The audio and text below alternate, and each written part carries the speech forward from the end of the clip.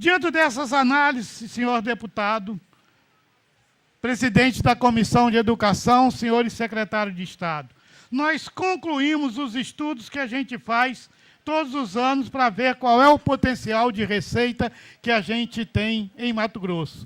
Nos estudos realizados pelo nosso sindicato, apontam, depois de todas essas perdas que eu enumerei aqui, ainda apontam uma receita de aproximadamente 1 bilhão e 300 mil, aliás, 1 bilhão e 315 milhões, 188.149 reais e 57 centavos que deveriam estar disponíveis para ser aplicado na educação estadual. Esses números têm sido questionados, muito embora na última audiência feita por nós no dia 2, a Secretaria de Estado, num prognóstico apresentado, inclusive que o senhor esteve como testemunha lá, deputado Ezequiel, apontam em mais de 1 bilhão e 415 milhões de receitas para a educação nesse estado de Mato Grosso. Portanto, isso valida, na prática, os números e as estimativas que nós fazemos nesse instante. Com esta receita, teríamos disponibilidade para os 60%, conforme atribuído na Lei 388, de cerca de 789 milhões de reais para serem gastos com salário. Lembrando de que folha de pagamento e salário são duas coisas diferentes, tendo em vista que na folha de pagamento, a última que nos foi apresentada do mês de abril, constam diversos itens, é exemplo da dívida que o Estado tem, do pagamento da dívida que o Estado tem, referente aos juros de atraso de pagamento da década de 80, também consta lá. Isso é uma dívida que o Estado tem, mas não é o salário cotidiano de cada um de nós recebemos em função das tabelas ou dos acordos salariais que têm sido firmados. Isso é uma questão temporânea, sazonal, de somente alguns. E se isso servir para subtrair o valor que cotidianamente nós vamos receber em nosso salário, significa que, na prática, seria nós, com o nosso salário, daquilo que foi subtraído do nosso salário, que estaríamos pagando esta dívida que o Estado tem com os trabalhadores da educação e outros servidores públicos aqui em Mato Grosso. Nesse sentido, a folha de pagamento, considerando o valor até abril, valor do salário até abril, R$ 1.135,16, corresponderia a uma folha que representaria 52,31% dos recursos estimados por nós para a educação. Considerando o reajuste aprovado nesta casa de 10% a partir do mês de maio, teríamos uma folha de R$ 734.488.606,49, o que corresponderia a 55,85% das receitas totais de educação estimada por nós.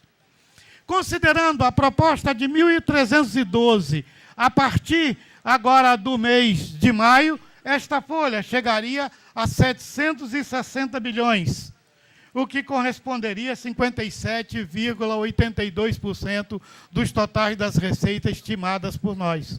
Lembrando de que a nossa estimativa ainda é menor do que aquele prognóstico realizado pela Secretaria de Fazenda e apresentado na última audiência. A diferença, senhores deputados, senhores secretários, entre o que nós propomos e foi aprovado por esta casa é de apenas 26 milhões. Também podemos constatar, na última reunião realizada com a equipe de governo, de que somente com o superávit primário, ou seja, a diferença entre a receita arrecadada e as despesas realizadas pelo Estado no primeiro quadrimestre desse ano, foi de 775 milhões de reais, quando o Estado esperava apenas 329,7. Portanto, o superávit primário, esse saldo positivo que ficou no Tesouro do Estado, é mais do que o dobro daquilo que o próprio governo tinha de expectativa para o período. Os 26 milhões, que é a diferença entre a folha de pagamento com apenas 10% e a folha de pagamento com o piso de 1.312, é uma quantia quase que irrelevante diante daquilo que foi o saldo positivo que o Tesouro do Estado teve entre a receita e as despesas realizadas no primeiro quadrimestre desse ano. Com isso, nós podemos constatar de que o problema que temos em Mato Grosso não é econômico, porque o povo de Mato Grosso tem gerado as riquezas necessárias para garantir serviços públicos e qualidade de vida e piso salarial para as diversas categorias que nós temos aqui. O problema também não é de arrecadação, porque a arrecadação e o superávit primário comprovam a existência dos recursos disponíveis para atender a nossa reivindicação. Na verdade, o problema é de vontade política. E penso que, nesse momento, não pode faltar vontade política. Nesse momento, quando a gente comparando a carreira dos servidores da educação com outra carreira do Estado, demonstram qual é a prioridade que a gente tem quando o quesito é o valor de salário. Quando comparado os nossos salários com aqueles de outras carreiras que têm salário com nível superior, nós podemos constatar que os fiscais do tributo do Estado têm uma carreira inicial de 14 mil.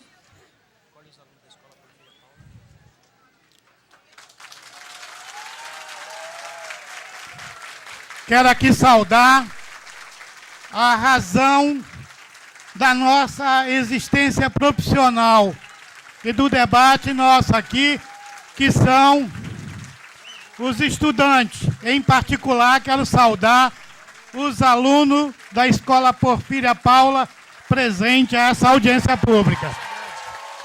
Essa escola é uma escola do município de Várzea Grande. Voltando aqui, quando comparado o nosso salário, considerando o quesito de nível superior, quer dizer, as carreiras de nível superior, nós não vamos nem comparar com o Grupo TAF, tendo em vista que um agente do Grupo TAF recebe salário de R$ 11.250,08 no início de carreira, ou de fiscais que recebem R$ 14.071,18 no início de carreira, com o nosso, que é de apenas R$ 1.873,12. Vou comparar com as de outras carreiras que estão num patamar, digamos, intermediário. A exemplo do técnico de desenvolvimento econômico e social, do técnico da área instrumental, do profissional de nível superior do sistema penitenciário, fiscal e agente e analista do sistema agropecuário. Esses grupos, os seus salários variam, no início de carreira, de R$ 3.255,86 para R$ 3.649,83. Como vocês podem ver, o salário de um trabalhador da educação no início de carreira, com a mesma graduação, corresponde à metade, praticamente, dos salários dessas outras categorias. Ou seja, nós precisa de dois de nós para valer um daquele. Não penso que, do ponto de vista da relevância social e no estado que vive a sociedade moderna, nós sejamos tão irrelevantes, estejamos tão aquém das demais carreiras que estão aqui. Quero afirmar também que não consideramos que essa carreira receba mais do que lhe é devido. Muito pelo contrário. Nós entendemos que, muitas vezes, para essas carreiras, esse salário pode não ser o salário justo. Mas entendemos de que nós estamos, do ponto de vista salarial, muito mais inferiorizado do que essas demais categorias. Nós somos o último nesse ranking quando se trata do ponto de vista do nível superior.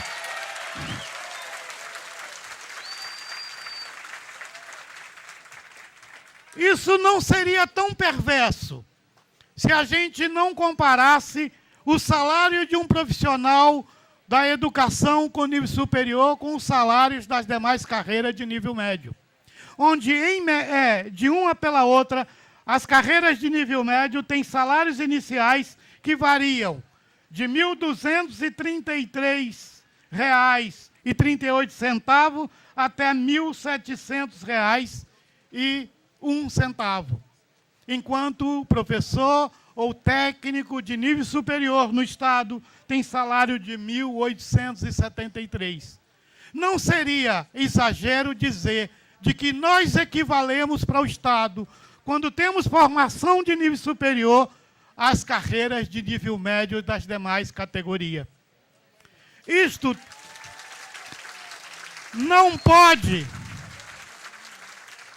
Isso é resultado da vontade política exercida ao longo do tempo. E isso não pode ser aceito como sendo da natureza ou relacionado com o desempenho ou relacionado com a relevância que tem o nosso trabalho. Por isso, vejo de que nada mais justo do que a gente se rebelar com relação a essas condições. Pena que sejamos tão tímidos, porque a nossa rebeldia ainda não garantirá de que a gente se equipare às demais carreiras. No entanto, penso que como política no futuro de valorização do magistério, só será coerente com a palavra valorização, apesar de que o valor está dado, nós somos o último entre as carreiras do Estado, mas para que a gente se equiparar daqui para o futuro, é preciso uma política ousada de investimento da educação, que não poderá ficar refém apenas desta conjuntura que a gente tem, onde a questão do superávit primário é muito mais importante do que a qualidade de vida dos profissionais da educação, muito mais importante do que a qualidade dos serviços que nós temos que oferecer à sociedade, do que a qualidade e a valorização do magistério em Mato Grosso. São essa minha contribuição, estamos à disposição para a reflexão e para contribuir com esse poder legislativo no sentido de ser ator, não ator coadjuvante, mas protagonista nesse processo de resgate da qualidade e da valorização da educação em Mato Grosso. Um abraço fraterno a todos e todas.